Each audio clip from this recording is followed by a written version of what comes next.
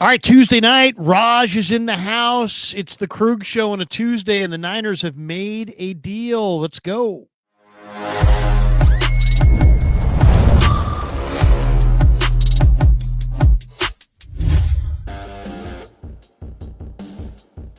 Off and running Tuesday night, Krug Show. Raj is in the house in his regular spot. He's got the Kittle pennant. He's got a Bosa pennant. Welcome to the Krug Show, brought to you by Pig and a Pickle. The best barbecue in all of Northern California is Pig and a Pickle. Check them out. They're in Emeryville. They're in Corte Madera. They're open 7 days a week from 11 a.m. till 8 p.m. or until they run out, and they do run out. So get there early, get some brisket chili. Tell them Krug sent you. We're also brought to you by Sleeper. That's right. We'll tell you all about Sleeper. We'll make a Sleeper lineup. We're brought to you by Habbas Law as well. And thanks to Habbas Law for being a proud sponsor of the Krug Show. But we're off and running. Niners have made a trade. Why don't we start there? We titled the stream 49ers Breaking. And I'm sure just that alone will make some people, that's clickbait. Oh, break. No, it's actually a breaking story. Clelin Ferrell is a Niner. Keion White is a Niner. The Niners added some much needed help to their defensive line. Raj, why don't we start right there? What do you think of the story of the day? The Niners trading for Patriots defensive lineman Keion White and signing ex-49er Clelin Ferrell back to their practice squad. What do you think? I'm happy, man. That was much needed, like you said. I mean, going into today, Travis Gibson gets plucked away from the Panthers. People were like freaking out. We don't have any depth. Oh, my God. You had three healthy defensive ends coming into today now. Mikael Williams, Robert Beal, who's probably going to get waived now. And then you have William Bradley King, who's been on the practice squad. Like, that is your edge depth. It's crazy. We were talking before stream. You used to have like two bona fide, defensive lines or, really good rotations. We know Huff's hurt. We know Sam O's hurt. They needed some depth and they needed it ASAP. So this was good. Keion White, former second-round pick out of Georgia Tech, really good player. He could play inside. He could play outside. Kind of that Charles Omenihu / Eric Armstead type guy. I think he's a good player. He just didn't work out with the Patriots. He needed a second chance, and sometimes second chances will fix you up. Look, the Niners have done that with a lot of players, edge rushers, reclamation project. I think it's a good move. We got them for next to nothing, right? Late round pick swaps. The Niners are going to get a bunch of late rounds from compensatory picks, so it's like they really traded them for nothing. And then Clelin Ferrell, he knows the system. You needed depth. Both of them are an upgrade over Travis Gibson. Overall, W. Yeah, I mean, I love both moves. I mean, Ferrell doesn't do much for me as a pass rusher, but he's really strong against the run. He knows how to play. He's an NFL player. I think he's pretty solid. Now, Keion White, on the other hand, is he an edge rusher? Is he an interior player? He's kind of a tweener, but the Niners like the bigger defensive ends. Yeah. And this guy can do it. I mean, this guy's super athletic. And to be, he actually played well against the 49ers. This is the clip that you put up of him lined up inside and beating Buffalo's guard inside. To me, he's way too quick for the inside guys. I mean, you saw McGovern there just get left. Yeah. And you can see, I mean, these guards don't have this guy's movement ability. This guy's 6'6", 285 with good movement ability. So sure. That's one highlight right there. I really think it's a slam dunk move for the 49ers. What's the price tag? The price tag's nothing. Moving from the 6th round to the 7th round. Wow. They're going to get that back, Larry. Like I said, they get so many compensatory picks every year. They're basically going to get that pick back, Larry. And I know so it's basically free to them. And you get a guy they could probably turn him into a 5 to 6 sack type guy. And right now, they don't even have a 2 sack guy. They just need guys out there. And I think he's better than just another edge rusher they were to get off the street. I think I like the move.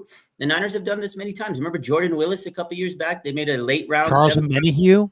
Reminds me a little bit of Charles Omenihu. Yeah. I like it. I mean, hey, at the end of the day, the They were bleeding for players. And you know what this tells me, Larry? They're not giving up. A lot of people are like, 5-3 after this weekend. It's over. This team is done. Tank it up. They're still fighting. They're still showing, hey, we still got fight left in us. We're not going to give up. Robert Saleh, we got a few more people. Now I get it. Clelin Ferrell and Keion White are not all-stars, but they're decent play. They're better than decent. You're retooling. You add some depth to the line that you needed. I like it. You keep fighting. The NFC is so wide open, Larry. This was good. You need bodies because you never know who else is going to get injured. This year's been crazy. I still think they got another trade left in them, though. I do, too. I mean, what I love first about this, Raj, is the price. Mm-hmm. Like, at first, I was like, okay, Keion White. Now, I saw that yesterday. Kyle Posey wrote an article about it on Niners Nation, and I started reading it, and I'm like, yeah, you know what, Kyle's right. You know, Keion White would be a really nice ad, and I tweeted that out yesterday. I'm like, just basically that. Keion White would be a really nice ad, and today they get him. But to me, I still wanted to see, like, what did they pay? You know, did they give up a 5th-round pick for him? That would have been on the high end. Instead, they just moved from the 6th round to the 7th round. They're not even really losing a pick. And they're getting a 26-year-old player. Then I looked at his contract. He's under contract for next year. So that's another great one. Here's what Baldy had to say about it. I haven't seen this yet, so I wanted to see what Baldy had to say. Here it is. Brian Baldinger, who was kind of ripping the Niners earlier today. I mean, he ripped the Niners harsh. But here he is talking about Keion White. Let's see what he says. The 49ers are getting a young and versatile defensive end in Keion White. Bam! Little swat right there. Remember when the Patriots upset the Bengals in Cincinnati? First game of 2024. Keion White was a big reason why. Here, he's just trying to keep Joe Burrow in the pocket. When he breaks the pocket, he takes him down. Had a big game that day. But, he's 6'5". He's 285 pounds. And he has ability to collapse the pocket. All right, got long arms. He's got all the measurables. Now, I don't know what happened this year. Fell out of favor with Mike Vrabel only playing about 40% of the snaps. But he's got these moves right here. He's got versatility. I saw him at the Sack Summit this year. He's lost a little bit of weight. He's not 285 anymore. He's a little bit lighter. But you watch him right here, like, this is what you want. Like, he has this kind of, all right, he can spin, and then you're going to get this effort.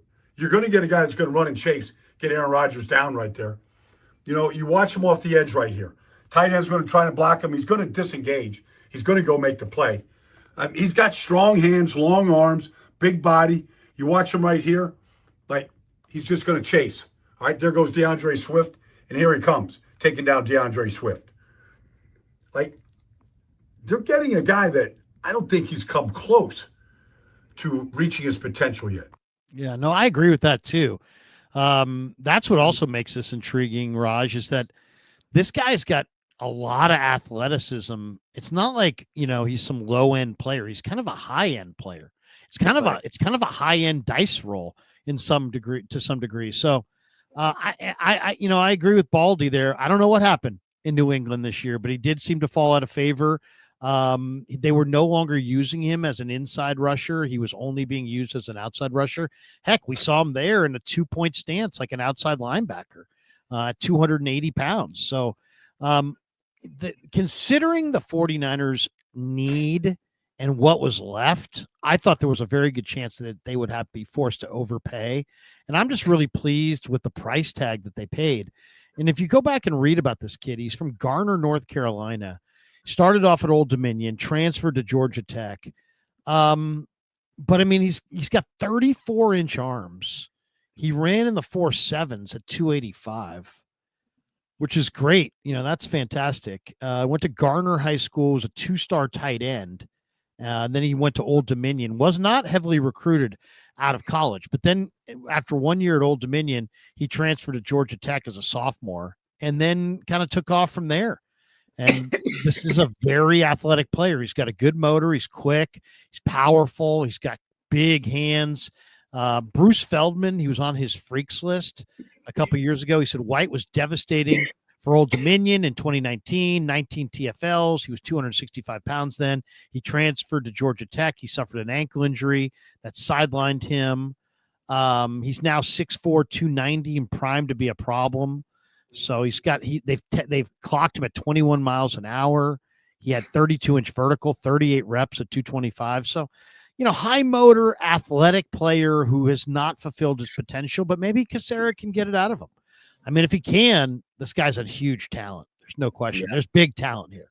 Clelin Ferrell, more of a slowish run defender at this point. He's kind of a low end safe addition, but this guy is more of like a high end dice roll. It's a little bit of a dice roll. He may not give you a ton, but it didn't cost you much. And I agree. I think this is probably not the last move they're going to make. If you could make an additional move to this, by the way, the Niners, I saw this today, are paying $30 million this year to, wait for it, Eric Armstead, Javon Hargrave, and Leonard Floyd.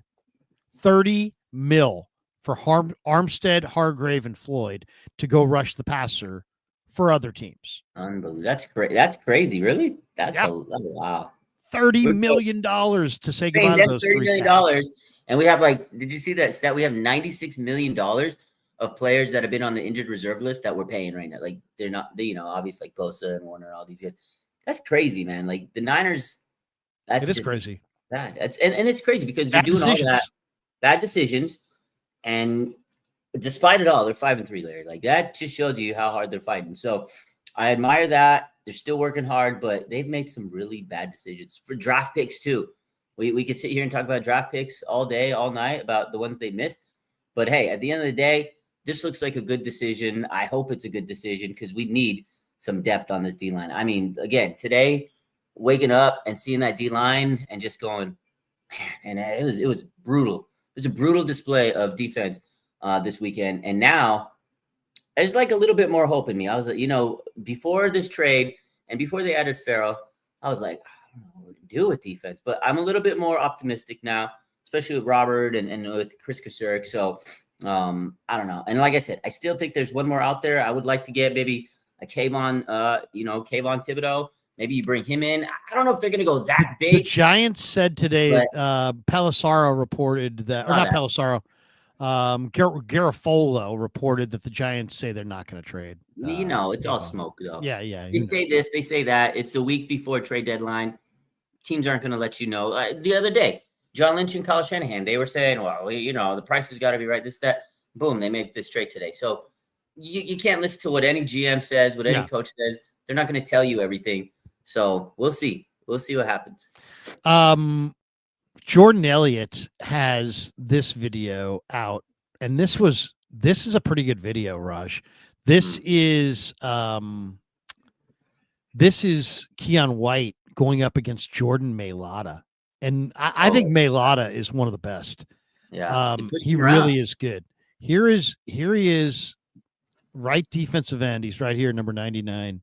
And this is Jordan Mailata. As you can tell, he's 6'8". He's 365 pounds. That's Mekhi Becton, by the way. But here's Jordan Mailata, who I think is maybe a future Hall of Famer. And here is Keion White. Look at this. And remember, this man right here, Jordan Mailata, 6'8", 365 pounds. Okay, just remember that as you're watching this. All right, here's Keion White, 99 in front of him. Watch this.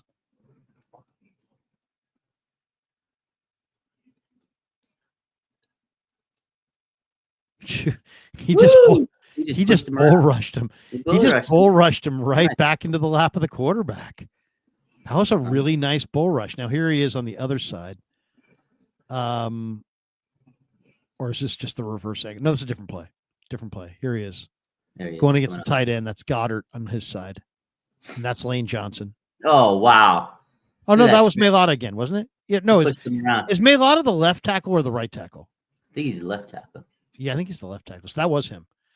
Yeah. So, I mean, here it is again. I mean, this is just what? That's a lot of power right there. That's a lot of power. That's impressive. It's the same play, different. Yeah, different angle. Same play, different angle. Yeah. But that's impressive. That is an impressive amount of power. So we shall see, but beggars can't be choosers, and the Niners are truly beggars. They had no pass rush. I mean, absolutely no pass rush. I was looking at some of the notes. How much impact does Nick Bosa make? The Niners defense, Raj, went from 10th in EPA per play with Bosa. Mm-hmm.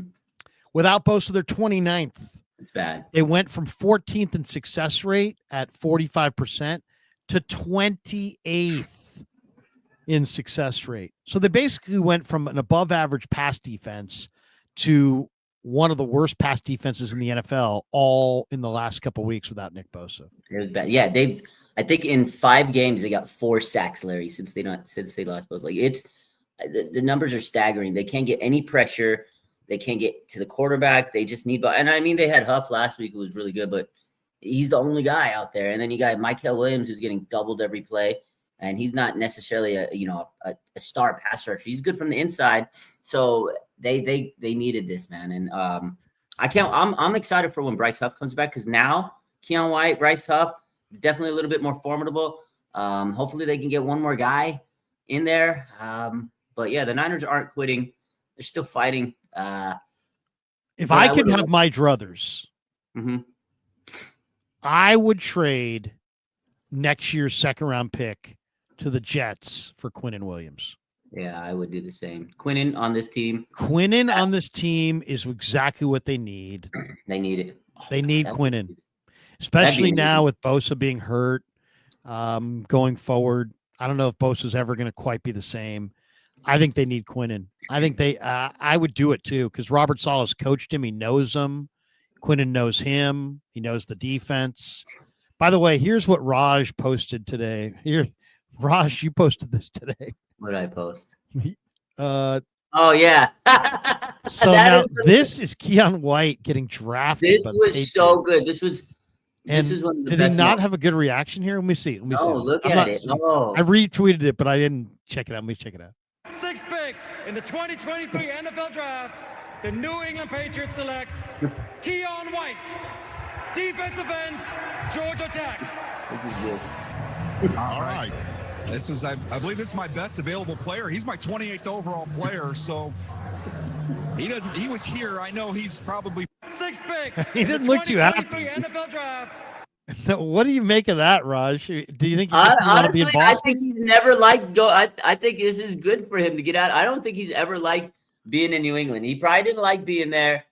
And I just seen a lot of pictures of him, and he just looks like pissed being in New England. I think this was great for him getting out of I don't think he wanted to be there. God, did you see that? No reaction. He's just like reaction. Agent's like, yeah, you're going to Patriots. You like it? He's like, he was pissed. I mean, that's classic. That's good.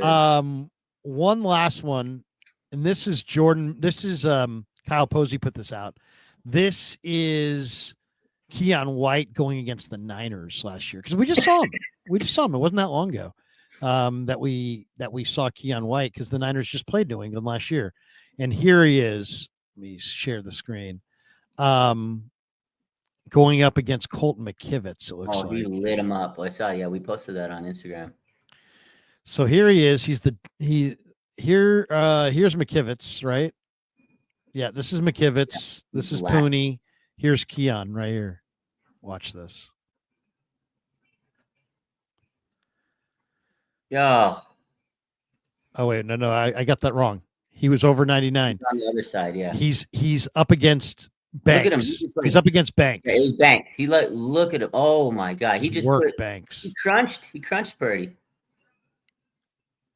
Oh, hard hit too. Jesus. Yeah, he crunched him. He put his helmet right in his stomach. Folded him. But I mean, look at Banks just get so wide there and just got beat. So that's bad. The Banks look bad there. But this guy, you're seeing a guy who's super athletic, and he's a little heavier here than I think he's going to be when he gets here. I think he looks a little heavier right here. This is last year's film. This year he's leaned out. They're not using him on the inside this year. They're only using him on the outside. And maybe that's the issue. Maybe he's more of an inside guy. And the Niners will use him both inside and outside. Yeah, they're going to have to. Yeah, they're going to have to. But overall, there you go. You got a good feel for Keion White now. I think everybody's got a pretty good feel. We've shown you a few videos of Keion White. All right, let's talk about some other things as well before we make a sleeper lineup. Baldy just roasted the 49ers today. Good. I almost got to show these because this is just this is unbelievable, dude. You saw these, right? Yeah. I mean, before it's going to take me a second here just to type in Baldy. But what do you make of, is the 49er offensive line? I mean, he basically went at Shanahan and said that Shanahan's protections are questionable. And, I understand what he's saying for sure. But he made the Niners look really bad today. He went at Jair and Malik Mustafa and kind of ripped them. He's right though. He was spitting facts. If you're watching the games, he's not saying anything that's false. All right, here's Baldy number one. We'll play two of these Baldies because there's a couple good ones here. But here's number one. Let me just share the screen on this, and you guys can all see this. Here's Brian Baldinger talking about how the Niners weren't nearly as aggressive in this game as they were against the Falcons the week before. Mm-hmm. General observations about this 49ers defense. Like these linebackers are sitting there and catching blocks, and Chubb is going for 9. Like they just look like you watch this right here. There's Braxton Berrios. All right, it's 3rd and 11. Can you back up and give it up anymore? I mean, you missed the tackle. You try and keep him in front of you, and you give him the first down. Like even right here, you're going to overload pressure to the weak side right here, but then you're going to just press bail, and you just give the receiver too much room. That was 3rd and long. On 3rd and 7. Here we go. You're playing here. Look at this one across the board. It's 3rd and 11. Free safety, man to man, and here you go, man to man across the board. Well, who's got the back? Oh, no, this Anybody is got Woody the Marks. back? Anybody communicating? Because Woody Marks just went for 50.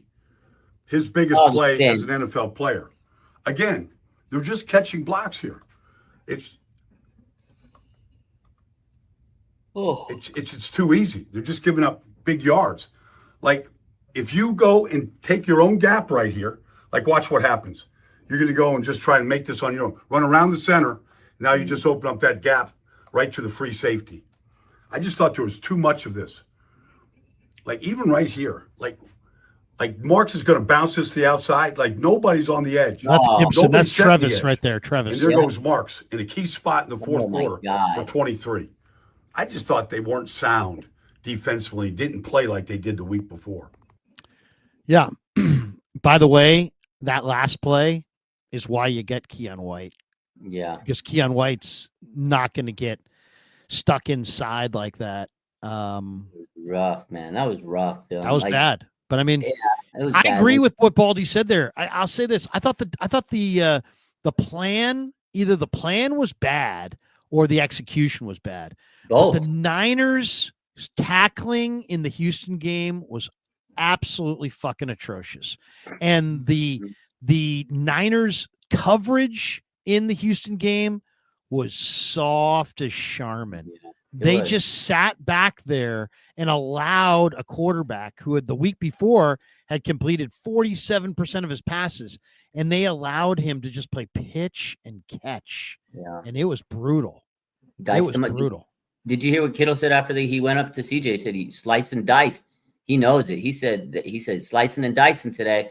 And CJ said, yeah, I appreciate that. Like, that's literally what he did. He sliced the secondary up. But, if you're not going to get pass rush, you're going to be able – your quarterbacks can take advantage and slice the secondary up. But even with pass rush, I feel like this secondary has been getting just demoralized. Upton Stout, I like him, but I feel like he's been less aggressive because he's been getting called a lot on, PIs because he's a very handsy corner. So I feel like he's trying to not get those calls, and he's getting just beat a lot. I like Chase Lucas. Maybe you start him. Jair Brown. I know Baldy talked about Jair Brown today. Oh, man, Jair Brown, he's so inconsistent. We had one great play on one that big run play, where down stop. Yeah, that was great where he forced the field goal. And that was a big-time run stop. That was big. But other than that, what are we doing? And just coverage from the safeties is bad. I don't know, man. I do hope this second, adding these defensive linemen can help, but it's defense, man. It's not been great. All right. This is the most disturbing video that I've seen Baldy make on the Niners. Okay. This was bad. Yeah, I posted this one yesterday. This is bad. This is damning. This is really damning. And this is pointing the finger at Kyle Shanahan. Yeah. Which is rare. But here it is. Listen to this and we'll talk about it. I will never understand this protection, especially in Houston with that animal out there, Will Anderson. How can you pull Hennessy right here to block Will Anderson? Like, your quarterback is going to get crushed. The angle is awful. Like, watch this guy take off. Like, look at McKivitz right here. Like, he's already turned. It's over. Bro, like, when you see your tackle turned like that, it's over. He's going to get to your quarterback, and he does. Affects the throw. Now, you got some kind of, like, this is just a disconnect here. Togiai comes free. What is going on here? All right, they turn him loose right here. All right, Mac is, like, just under duress right now. All right, now, you can't do this. You cannot ask Jawan Jennings to block Danielle Hunter. You can't in this open space right here. Well, like, and he's on the wrong side of him. Like, this guy's got 104 career sacks. Like, you can't do this. All right? That's what's going to happen. All right, now, you can't hear. You can't hear in Houston. It's 3rd down and 3. Like, you look at this right here, and look at how wide Will Anderson is. No help, short edge, and your quarterback is getting crushed.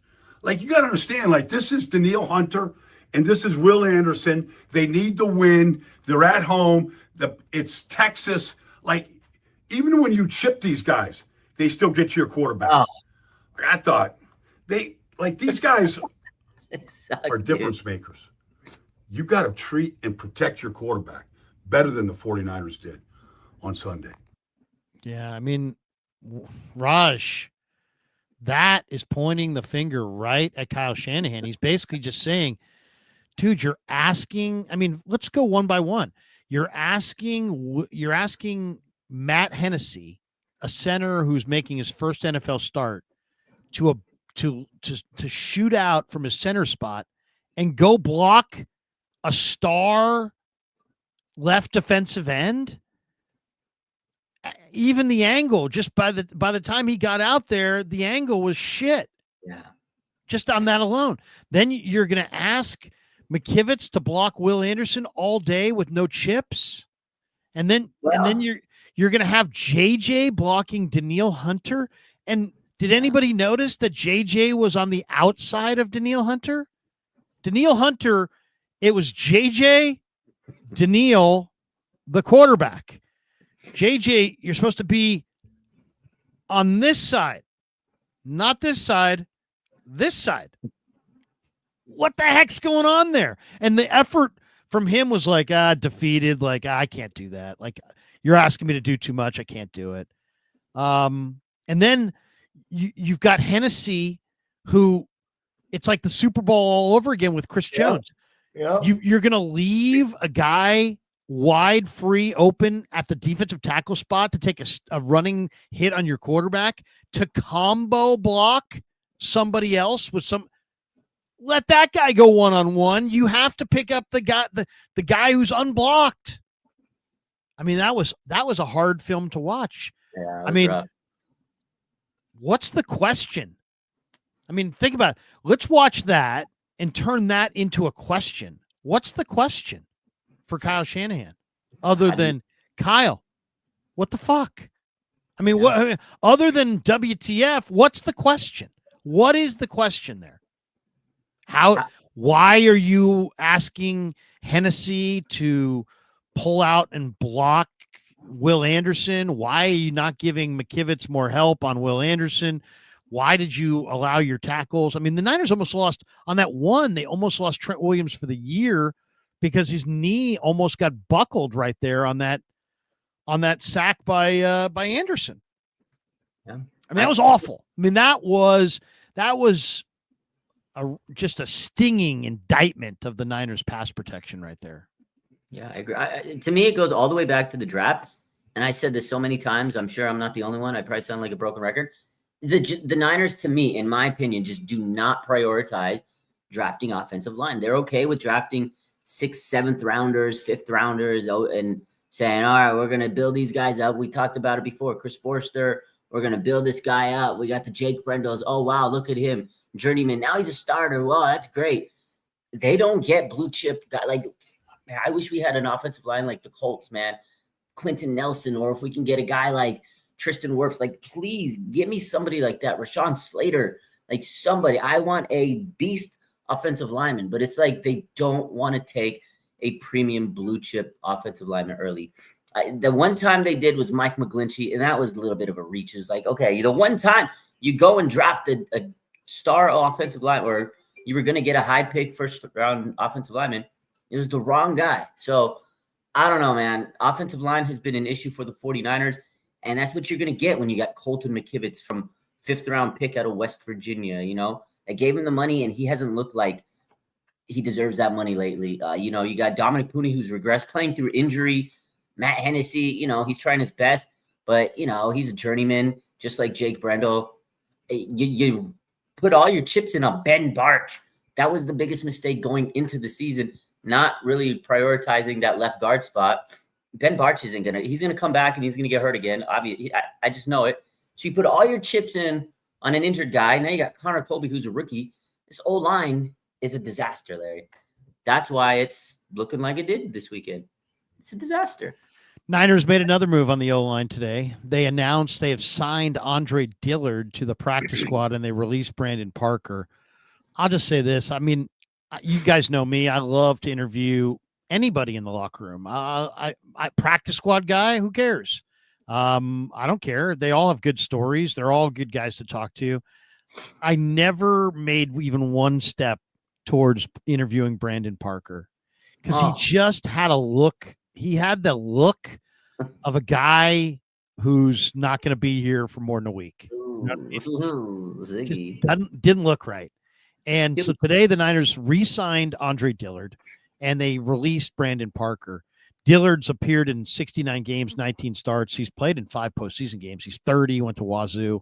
First team all Pac-12 as a senior. The book on Dillard is that he is a good pass blocker. The book on Dillard is that he is a very weak run blocker. But you know, I think the Niners are starting to see what I see, which is they have McKivitz and they have Trent, and after that, they don't have anybody. And Pleasance isn't the answer. And yeah, is Dillard weak as a run blocker? Yeah, but you know what? You got to be able to stay between, you know, your man and the quarterback as a pass protector. It's a passing league. So I think the Niners are just going to, you know, they signed Dillard. They know he's a bad run blocker, but they know he's better than Austin Pleasance. So what do you make of that? I mean, Dillard practiced 2 times all summer and then got the injury, release and they sent him on his way. But this just goes to show how few legitimate offensive tackles exist in the middle of the season. This is why you have to invest your first round pick in an offensive tackle. Absolutely have to. That's why it goes back to what I was saying. You have to really trust and invest and prioritize offensive linemen. So as you mentioned, Brandon Parker, we knew he wasn't going to be here too much. Dillard, maybe he'll get some playing time. They need a better swing tackle. That's what they have. Spencer Burford's been banged up too, so you get some depth. Am I expecting much out of Dillard? Probably not, because just like Ben Barch, he's a guy that's been banged up through his career, and I don't even know if he's going to see the field. But hey, you need to upgrade tackle. You need depth. But it just shows you, man, they need to really focus on offensive line. But if anything happens to McKivitz and Trent, we're screwed. We need depth, so that's where it is. Pass protection is needed. Man, this pass protection, you saw the clip. We just played the video from Baldy. Mac Jones was getting blasted out there. I mean, he got a knee contusion after the game. I'm surprised it wasn't worse. Every time he got up, you saw his face. He was just like, he was in agony. He was pissed in that game. You could just tell his face, his expressions. He had his eyes rolled back in his head. There's a picture. I think it's Will Anderson coming at him. And he was like, you seen the picture on where he's like throwing the ball and he's getting pushed around. I mean, oh man, protect your quarterback. It's crazy because it's not just Mac. Brock was getting pushed around too, back in the pocket. He's a little bit more mobile, so he was able to escape. But you spent $53 million in a quarterback, and you didn't think to invest in O-line to protect them. That to me was the biggest mistake of the offseason. Like I agree. Ben Barch was your planet left guard. To me, when I realized they weren't going to prioritize that left guard spot after Aaron Banks left, I was like, wow, you're going to pay this guy all this money and you're not going to protect them. You're asking for trouble. Well, and Raj, I mean, we're talking about a 49er offensive line. It wasn't like, oh, this is what happens when you get decimated by injury. You're not. This is your plan. Your starting left tackle is there. Your starting right tackle is there. Your starting center until last week was there. Your starting right guard was there. I mean, you've enjoyed continuity that very few teams have enjoyed. It wasn't like, oh, the D-line's got an excuse. This wasn't the plan. The plan was to go with Huff and Bosa. And, and to play, Travis Gibson is not the plan. But the Niners offensive line plan is their plan. Yeah. That's plan A. So, I mean, to me, if you want to say what is the Niners issue, I can wrap it up in one word: pressure. Pressure is their issue. When they lost to the Texans on Sunday, Mac Jones was pressured on 18 dropbacks. That was half of his dropbacks. When he was under pressure, Jones went 4 for 13 for 64 yards and a pick. So you got to alleviate the pressure on your guy, and then you got to put pressure on the opposing quarterback. Stroud was pressured at a season low 21.4% of his dropbacks. Wow. He was not sacked at all for the first time all season. And this was despite the 49ers blitzing on a season high 33.3% of the dropbacks. When the Niners didn't blitz, you know what their pressure rate was? 7.1%. Yeah, pretty bad. It was. I posted that up. That's bad. That's a Kev Kruger stat, by the way. So bad, dude. It's unbelievable. I mean, that means that without blitzing, they had no chance at pressure. None. All right. Yeah. Let's do our sleeper lineup. 49er football. What's that? I was going to say Stroud could have made like a ham sandwich back. He was, oh my God, dude. That's crazy. Oh, no. I mean, it was ridiculous too. You're going to send there was one play, Raj, that I absolutely just started swearing when I looked at it again. It was Saleh sending a 6-man pressure with the DB. So forcing the ball out of Stroud's hands now. We want it out of his hands now. And he drops back to pass. The Niners DBs were all playing like press bail, and they were all out of there. It was like they weren't even covered. They weren't hugged up on guys. You're worried about Xavier Hutchinson. You're worried about Jaden Higgins. You're worried about Jalen Noel. I mean, God help you when you go up against 3 really good receivers. You went up against 3, rookies who are physically weak, and you should have been in their freaking grill and challenging them all over the field. And instead, you played a soft coverage like all those guys are Tyreek Hill in their prime. Like they were all running by you. They were just cooking them. Braxton Berrios looked like prime Andre Johnson when I was like, oh my God. And when I rewatched it on this, on the film, this man, every single time I was like, there's no way. Slant. Braxton Berrios is killing you. Yeah. And you're Upton Stout, Demo Lenore, and Renardo Green. Those are your top 3 corners. Your top 3 corners are better athletes than their top 3 receivers. They're more experienced, and they're tougher guys.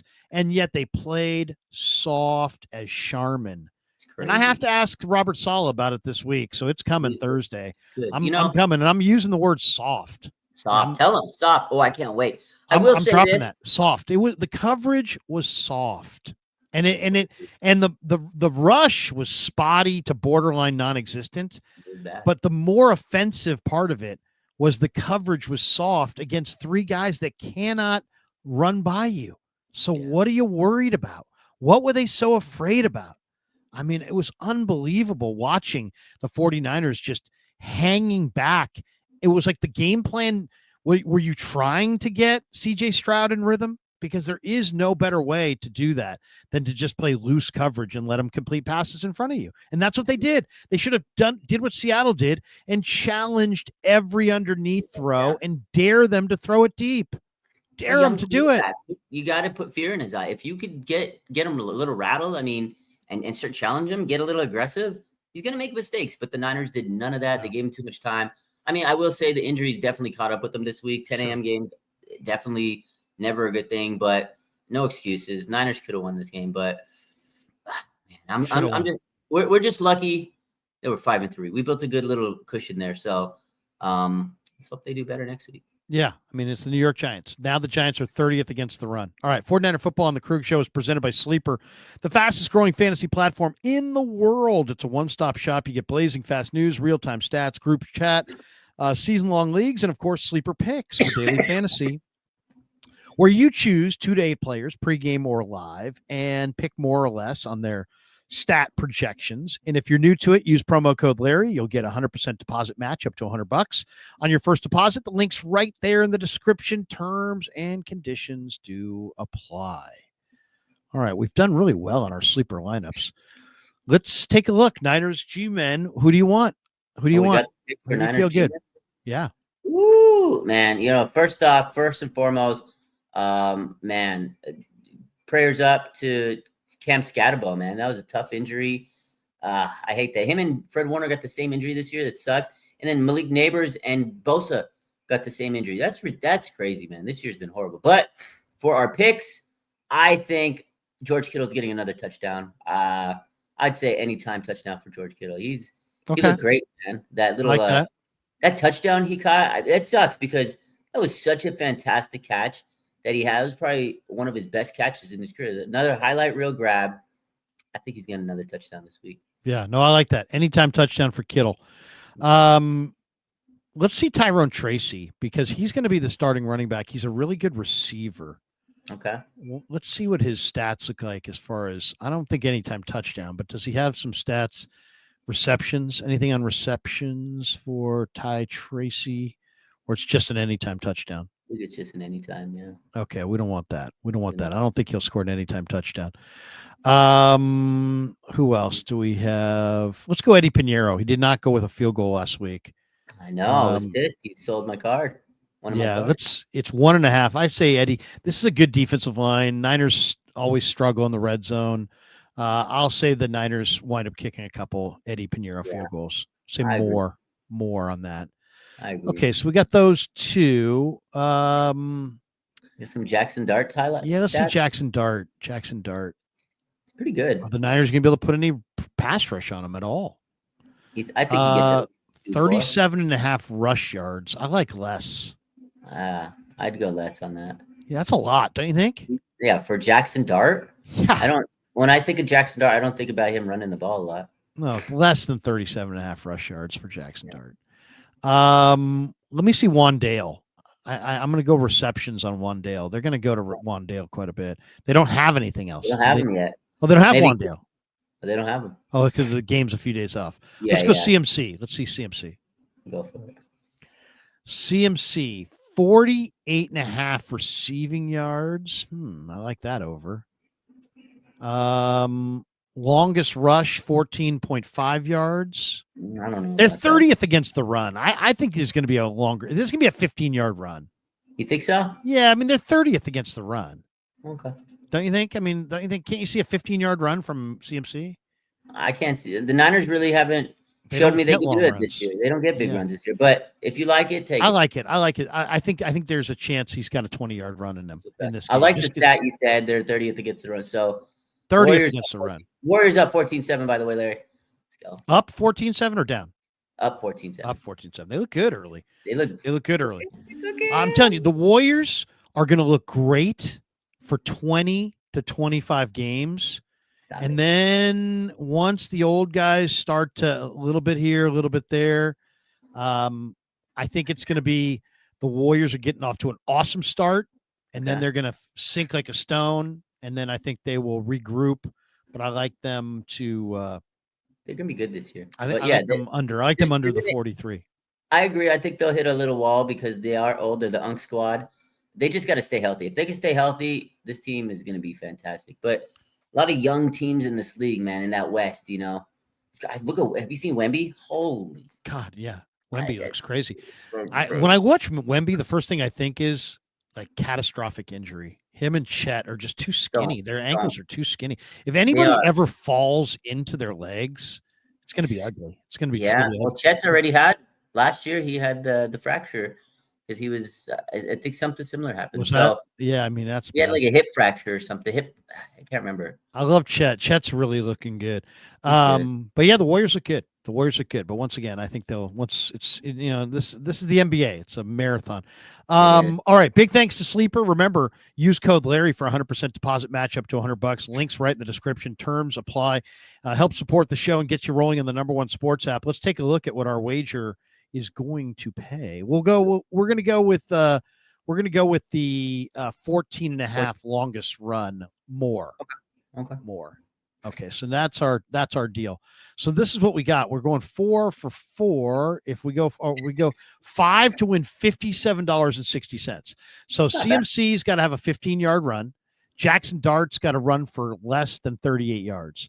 Eddie Piñeiro's got to make a couple field goals, and George Kittle's got to score a touchdown. If all those things happen, $5 turns into $57.60, courtesy of Sleeper. And thanks to Sleeper for being a proud sponsor of the Krug Show.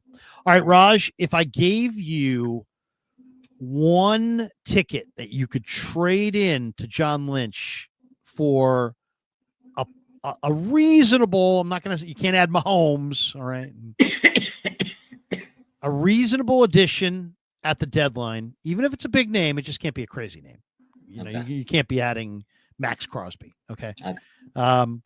But if you could add, if I gave you a ticket, you could redeem it for one player at the trade deadline. Who would you redeem your ticket for? Who do you want? We do Brian Burns? Can I get that ticket? You can go Brian Burns. Give me Brian Burns. Come on, give me Brian Burns. But he's not in the rumor mill. I know. That's I don't care. Okay. Spider-Man. Brian Burns. Brian Burns. And you know what? They can take Juwan Jennings give me the ticket. I'm going to give you whatever you want for Brian Burns, and I'm going to throw in Juwan Jennings. What happened to Juwan Jennings this year? Oh, my God. Let's get this man off. I think Juwan Jennings has lost his motivation. I think he used to be motivated by the W, and now he's motivated by the greenbacks, and it's screwing him up. It's really messed up. He wanted $20 million this offseason. He's not getting it. He gambled on himself and lost. Wouldn't you agree? Yeah, he's not getting the bag. No way. No. He's not getting the big bag. He might get a little bag, but he's not getting a big bag. He ain't getting no bag. He might be needing to flip some burgers or something. This man. Come on. You know what? He hasn't been great. Niners are not re-signing him this offseason. He gone. I mean, let me be honest with you. I don't feel good about the Niner receivers right now. Period. Pearsall. Where you at? Cowing. Where the fuck are you at? Whoa. Where the hell's that guy? JJ. We just said it, yeah. What's the deal? Ayuk. I don't like any of these guys. I mean, I going forward, that's not a receiving core I love. No, it's bad. I can't say. I mean, name me a receiver that you like. You have one? I mean, I can't. And then Jordan Watkins screwed his one opportunity this week. He had one chance. Okay, but we got to give him some time. I heard some people burying him on that. It's like, come on, bro. He gets one pass, and that's it. You're going to bury him after that? That's Kyle Shanahan. I guarantee you he's in Kyle Shanahan's doghouse. I know it's one pass. That is. Because of the pass? Yes. Oh, if that's all it takes to get in the doghouse, then freaking you better build extra floors of your doghouse because everybody's going to be in that fucking. It's going to be yes. I'm telling you. Look at this receiving core: Juwan Jennings, Ricky Pearsall, Sky Moore, DeMarcus Robinson. What are we talking about here? You know what's also pretty clear? It's pretty clear that it seems like the Niners are force feeding the ball to Jennings, and they should be going to Bourne. They've found a receiver who's hot, and they decided to cool off their hot receiver to get Jennings going. Mm-hmm. I mean, it's like Jennings is obviously a favorite of the front office. And Shannon's like, oh, he's playing hurt. I don't know what to say. I used to really admire Juwan Jennings, but I think Juwan Jennings that I used to admire played for the dub. He played for the win. He's Played now hungry. playing for the cash. Playing He's for the all dub. about the cash. He looks pissed a lot. Always. When he's not getting the ball, he looks pissed. He had a face mask on that negated the Mac Jones 15-yard run. What are you doing? What are you doing? I mean, it's just Demarcus Robinson, I'd like to see a little bit more from him. I want to see more from Jordan Watkins, but this receiving core, oh God. I mean, what happened? This team wasn't that long ago. They had Debo and Ayuk and JJ, and everybody was healthy and looking good. Now look at this thing. Debo's gone. JJ wants cash and he isn't worth it. And Pearsall's glass. He's like fine china. He's like handle with care. Wrap in tissue. Bubble wrap that guy. Bubble wrap. I mean, boy in the bubble. I mean, it's brutal. He had the PCL injury, and every week he has a chance. He has a chance. I haven't seen this guy in 4 weeks. It's tough for me to put any trust in Ricky Pearsall because he was good when he was in, but man, he's just fragile. And a guy you mentioned him, Demarcus Robinson. This man has been a colossal failure with the 49ers. I thought Demarcus Robinson was going to be a very solid addition. Use him in the red zone the way he's supposed to be used. He's supposed to be used in the red zone. He's a red zone receiver. We got a taste of that on the one pass play, but he is a red zone receiver. Get him the ball in the red zone. They can't. And then the other thing is how many less positions are the Niners trying to win with on Sunday? You're carrying Jordan James. Why? You're carrying Isaac Guerrero. Why? You're down roster spots on the teams that you're playing because you're carrying guys that you don't have any intention of ever playing. Why? Why make Guerrero active and make some other guys inactive when you're not going to use Guerrero? And what are you doing with Jordan James? You're not using him either. I mean, I don't understand. I mean, they're not even using Brian Robinson, let alone those guys. So why even have those guys? Why have those guys up on game day if you're going to not use them? I don't get that at all. So I don't know. The last one I got to get your thoughts on before we get to our supers, and we'll make this the big finish.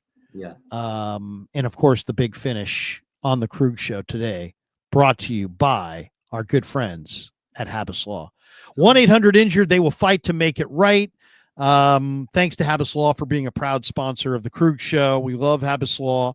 1-800-INJURED is their phone number. Omar Habbas and Tarek Habbas, they're great people. They're great attorneys. And when you need someone in your corner, call the law firm the insurance companies hope you never call, and that's Habbas Law. HABBAS law.com, habbaslaw.com on the web. They will fight to make it right. 1-800-INJURED. Habbas Law brings you the Krug Show. All right, let's get to the big finish here. Habbas I Law, wanted to add one more thing here. We're doing a Habbas Law ticket giveaway. The link's in the description of the video. You can fill out a Google form if you want to attend San Jose State versus Hawaii on Saturday, November 1st. Nice. Brought to you by Habbas Law. San Jose State against Hawaii. And Kev, what do they say that again, Kev? What are they how do people We're giving away tickets. There's a Google form in the description of the video. You can fill it out, and if you're selected to win, we'll be giving you free tickets to the game courtesy of Habbas Law. It's a promotion. There you go. The game's in a few days, and we have a decent amount of tickets to give out. So if you submit it, you have a pretty good chance of winning.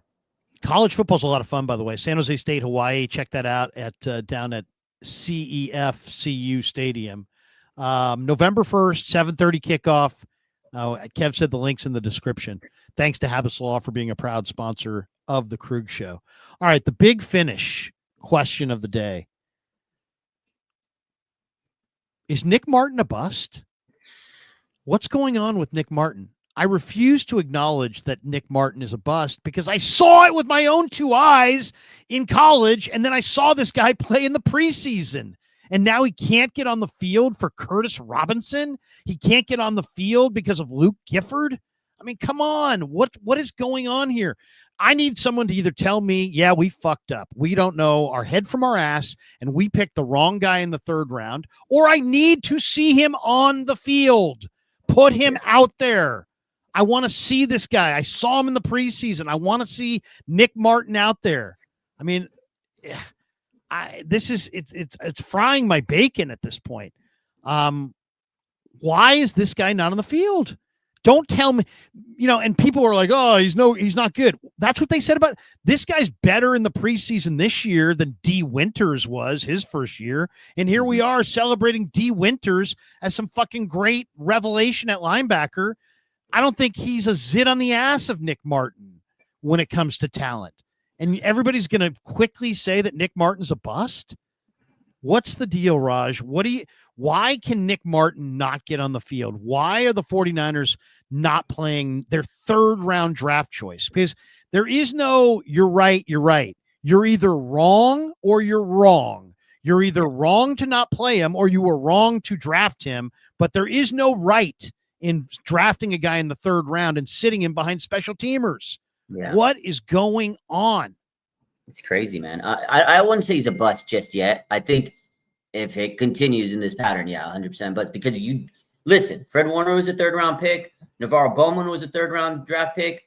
This guy could play. Like, I don't understand it. To me, he looked great in the preseason. Yeah, preseason's a little different though, Larry. So the thing is, I honestly think he sucks at special teams, and that's what you got to. If he's in the doghouse, Larry. Like, if you can't play special teams. He's in the doghouse? Yes, I think he's in the doghouse. He hasn't even been active. I know, but that's why. Because this man every week inactive. You know how many times I use that damn graphic every week?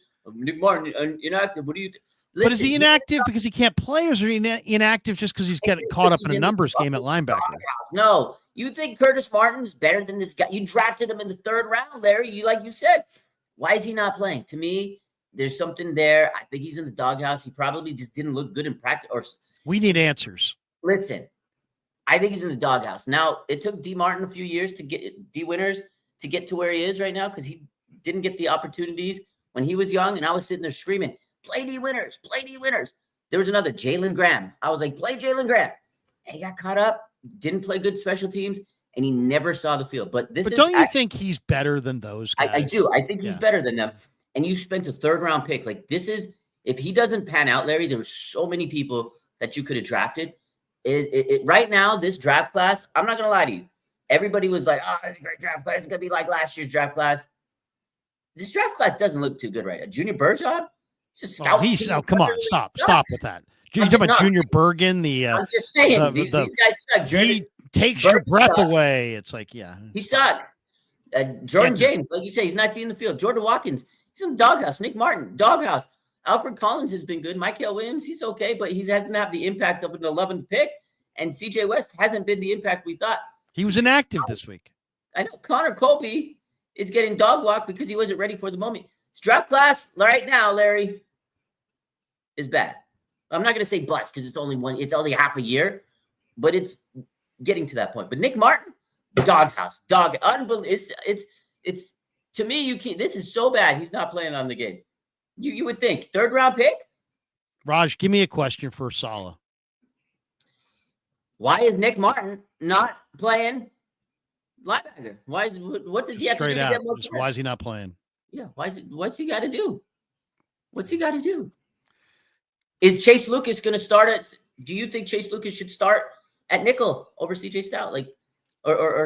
Why is Luke Gifford and Curtis Robinson getting scrimmage time in front of Nick Martin? And absolutely. Is that your way of saying that Nick Martin was a bust as a third round pick? If I use the word bust, there will be eyes that go. Bust you out of they're going to do that face again, Larry. Seriously, if I said, is this guy a bust? They would be like, everybody would be like, oh my God. Screenshotted that. Did anybody get that? That's a meme. That's a meme face. Of me going like this? Is he a bust? This weekend, when I make a meme, I'm like, mood when the 49ers get a bad play. I mean, I like Robert Saleh. I like John Lynch. I like Kyle Shanahan. I want to like your draft class. But, Nick Martin, and I understand what I'm watching in the preseason. I'm just looking for glimpses in the preseason. I'm not looking for concrete, he's got to do everything right. I'm just looking for a glance, a glimpse. Show me some athleticism. In the preseason, Nick Martin showed way, way more than D. Winters has ever shown. Definitely in the first couple of years, and he's shown way, way more than a lot of guys have. So it's like, come on, man, I got to see that. If you don't want to play this guy, you're gonna have to say why you don't want to play this guy, because I can't watch it anymore. I can't sit there and pretend that I don't think this guy's good. I do think he's pretty good. So why is he not playing? And especially, why is he not playing behind special teamers? When you have Fred Warner, it's like, hey man, you got Fred. Yeah. Oh, that's why he's not playing. No crime. Yeah. But then, it's like you got Fred and you got D. All right. Then Fred goes down. Now here's Tatum Bethune. And now you're seeing Robinson. You're seeing other, it's like, when does Nick Martin get out there? Yeah. And this guy's so fast, you can't use him as a blitzer. I mean, you have no ability to hunt quarterbacks at all. Don't you think this guy, who had like 7 or 8 sacks at Oak State and is a really good blitzer, you don't think this guy you could shoot this guy at the quarterback, line him up wherever and shoot him at the quarterback, and let's see what it looks like? Yeah. No, it's like, no, he's just not playing, and we're watching, relatively unathletic special teamers playing over him. All right. Let's hit some supers and we're out of here. Yeah. We're an hour. I will say this. I feel like, and Salah said this earlier in the offseason before the season started, he says it's going to be a roller coaster. There's going to be a lot of ups and downs. And I think we're seeing that. These rookies are young and we're having to lean on them a little bit more than we thought. So yeah, they're not always going to look great, but the fact they're not playing some of these guys, to me, is just, that's the issue. Is okay, we're missing key players. They're rookies. If they make mistakes, they make mistakes. I'd rather them make mistakes than not even getting a shot. But I do know where he's coming from in terms of, like, it's going to be a roller coaster. He said, buckle your seatbelts. It's going to be a wild ride, something like that. That was the quote. So I get that, but some of these guys aren't even on the ride. Yeah. I mean, I want to see CJ West. I want to see Nick Martin. To me, those guys are part of your future. Is Kevin Givens part of your future? Is Luke Gifford part of your future? That guy's terrible. Why are we seeing Nick Martin on the bench, but Luke Gifford's playing from scrimmage? These are questions I need the answers to. All right, let's. I will ask those questions this week. Silent with a misspelling says the defense blew their load versus the Falcons and showed up soft. Thanks for the imagery. Was there a better way we could have said that? Maybe.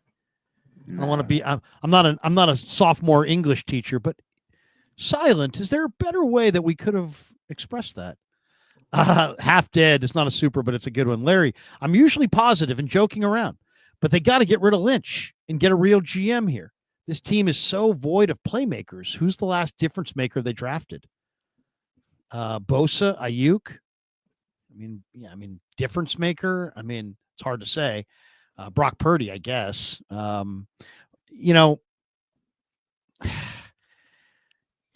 That's really, if I said to you, who's the best young player on the 49ers? You can have one young player on the Niners offense, one young player on the Niners defense. Who's the best young players on the Niners?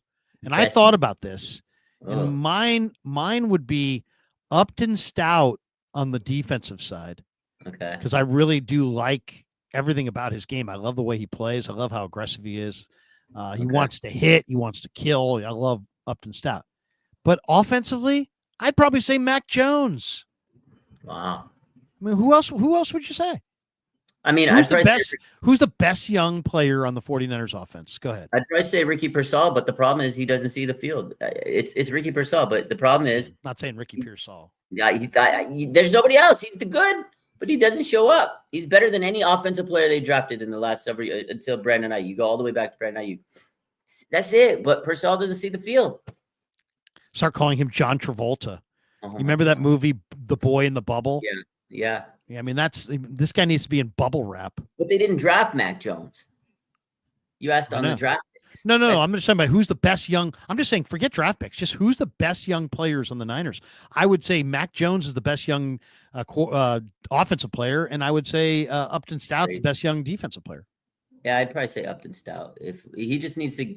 I mean, I like Nick Martin. I like McHale. I like all of them. I like West. I like a lot. But as far as what I've seen, I think Upton Stout for sure is a player in the NFL. Maybe Mustafa. Maybe Malik Mustafa. Maybe Mustafa, but he looks bad right now. Bad, man. Taking bad angles. So bad. He's just missing tackles, taking bad shots. He might be rusty. You may want to give him a week or two, right? In fairness, there's a chance, small chance. There's a chance that Mustafa is just a little rusty. PWS's thoughts on game 3 last night, series tied 2-2. Okay, so I did my Niners Nightly on KMBR. I went into the kitchen, and my 2 younger boys are in there, and the game was on. I think it might have been in the 9th. Yeah.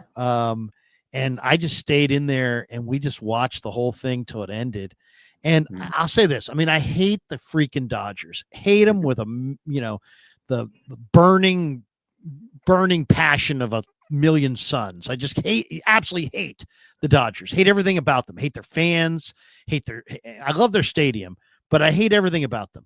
I hate their fans. I hate their tradition. I hate their uniforms. I hate their manager. I hate their ex-manager. There's several of their old players that I hated forever. I hate the Dodgers. I've been groomed as a Northern California sports fan.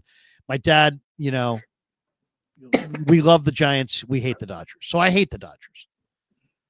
But last night, even though it's a team that I hate and that won the game in the 18th inning, it's one of the greatest games I ever watched. Baseball in the playoffs is so awesome. And I wish the Giants would get in there, because when your team's in it, there's nothing quite like it. But I just loved it, man. I loved it. The play that happens, Raj, that if you and I went to a Giants game, let's say I had extra tickets, said, Raj, let's go to the Giants game in July, and we're watching Giants Nationals, and somebody, the ball gets by the catcher and somebody runs from first to second. We're not even gonna mention it. We're not even gonna break our conversation. We're just gonna sit there and keep talking. We're not even gonna notice that anybody moved up 90 feet. But if that same play happens in a World Series game, it's like lore. It's like unbelievable. Can you believe that ball got by the catcher and the guy got an extra 90 feet? So that's what I love about baseball. It's an awesome sport that when you play it in October, when you introduce pressure and cold weather and great pitching, and it's awesome, man. Last night's game was so enjoyable, and I hate the Dodgers, and they won in 18 innings, but it was awesome, man. That was the best. Did you watch it? Oh yeah, I watched it. I'm sitting there, me and my daughter were watching. She's like, "When is this game gonna end?" I was like, "I don't know if it's gonna end." I'm sitting there, I was tired. I was like, "Man, I just need to go to sleep." But I don't like Dodgers. I don't like Toronto. But I don't watch a lot of baseball. Playoffs come, I'm locked in, because playoffs, like you said, are different. World Series, these games matter. I mean, what a classic! They went 5-5, and then all of a sudden they went 9 innings basically without. Basically a shutout. Like, it was 2 games last night. We watched 2 games, 2 whole different games. 18 innings was crazy. I mean, there's so many storylines. Ohtani 9 times on the base. What was that? It's crazy. Shohei Ohtani is unreal. Is greater than Babe Ruth. Yes. And anybody who's ever played. I mean, it's unbelievable. Like, what Shohei Ohtani is doing things that you don't even see done in Little League. No. 9 times he was on base, 2 home runs, 2 doubles, and he started the next game after that. He's an alien. But not only that, it wasn't just that. It was that's probably the best way to say it. It was the story. Like, okay, Clayton Kershaw, that was his last time he's ever going to pitch ever. He had bases loaded, full count. He gets the out. That was his last pitch, and he gets the out. It's like, okay, that was crazy. Again, how about the guy Klein with the red beard?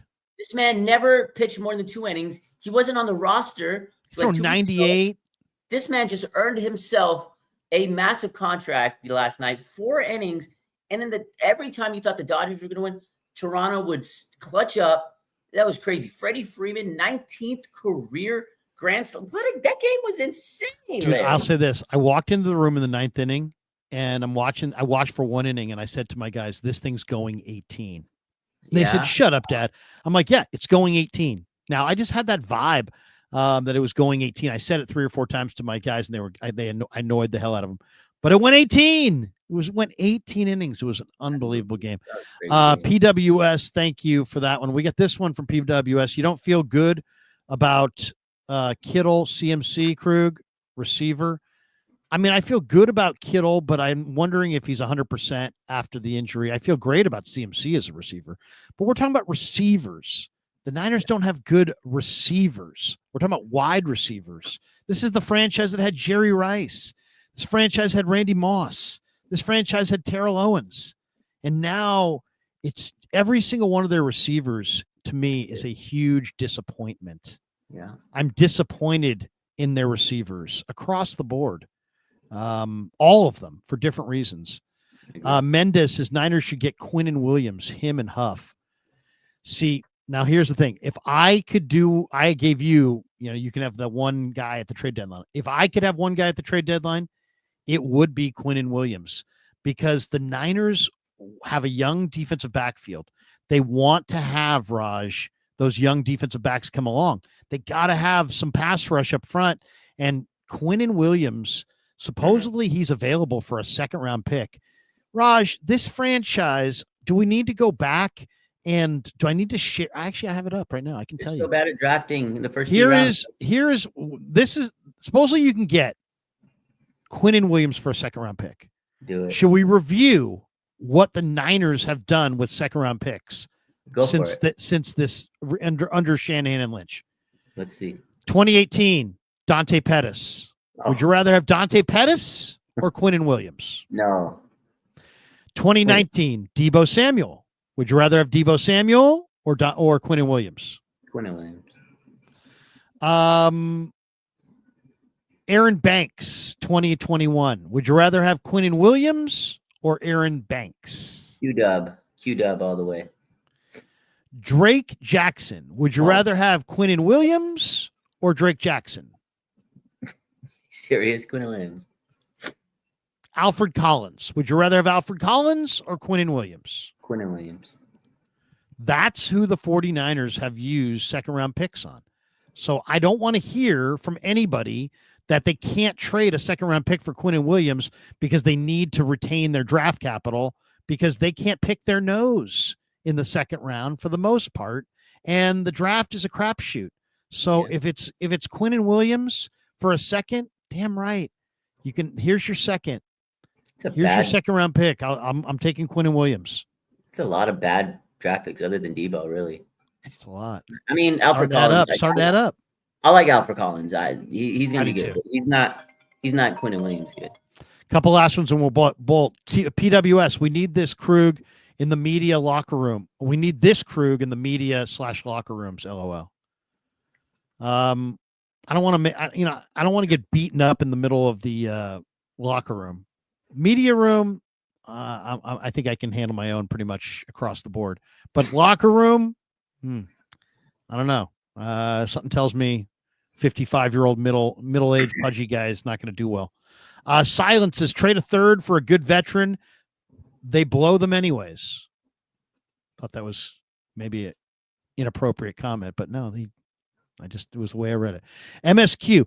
I love how San Francisco's 5-3 with backups, and we're pissed. LOL. Yeah, because it's hard to sustain being 5-3 with backups. You got to have some stars, man. When you get down, and they're not 5-3 with backups. They're 5-3, and now they have backups. They didn't get to 5-3 with these backups. And by the way, are we really going to call Mac Jones a backup? He's a starting caliber quarterback. Yeah. There's no doubt in my mind he's a starter.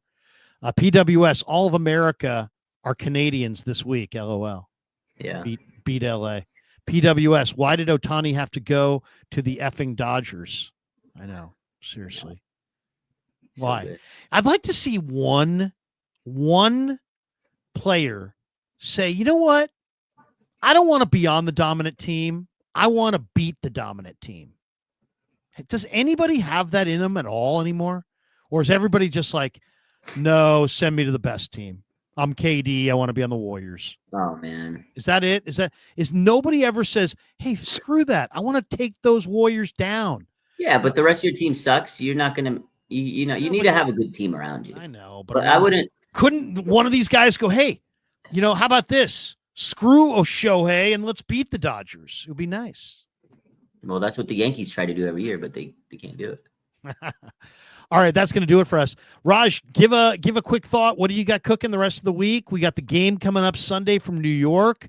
I know you do other streams besides this one. What do you got cooking the rest of the week? Well, just normal every day, pushing all the content, get it all out there. But I gotta say, yes, we have 4. We officially. I had to wait because I was like, the numbers drop up and down, especially after a loss of the. We hit 400K on Instagram. Appreciate everybody that follows the page. The only 400K with 400K RSF 49ers. So appreciate everybody that supports. 400K. Does that make you pretty much the top dog? Or number one? Is there anybody who's got more than 400K? Not a football fan page. No. Lombardi? Well, no, he doesn't. Brad? Football? No. Grant? Nobody. Chase Senior chat? No, not on Instagram. Nobody touches Raj. Nobody. KMBR? No. NBC Sports Bay Area? No. Fuck no. No, hell no. Hell no. Warriors, though, right now, 40-25. Raj is on top, you bitches. Yeah, never met a man I've been scared of. Careful, you gon' get